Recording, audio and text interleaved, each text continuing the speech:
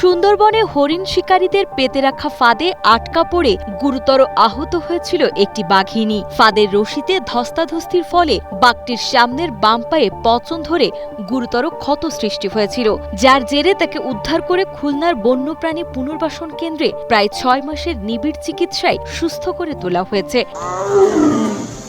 বর্তমানে সম্পূর্ণ শারীরিক সক্ষমতা ফিরে পাওয়া এই বাঘিনীকে জুলাই মাসের প্রথম দিকে তার চিরচেনা গহীন অরণ্যে ফিরিয়ে দেওয়া হবে। হরিণ শিকারের ফাঁদে, ছিটকে ফাঁদে সে আটকে ছিল।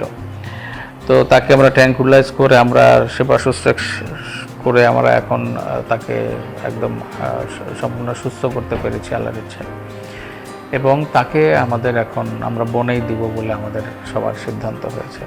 বাঘটির চলাচল ও শিকারের সক্ষমতা পর্যবেক্ষণের জন্য তার গলায় স্যাটেলাইট কলার পরিয়ে অবমুক্ত করার সিদ্ধান্ত নিয়েছে বন বিভাগ, যেন জাতীয় এই সম্পদ নিজের আবাসস্থলে আবারও বুক ফুলিয়ে বিচরণ করতে পারে, যাতে লোকালয়ে এসে মানুষের ক্ষতি করতে না পারে বা সেও একটা হুমকিতে না পড়ে।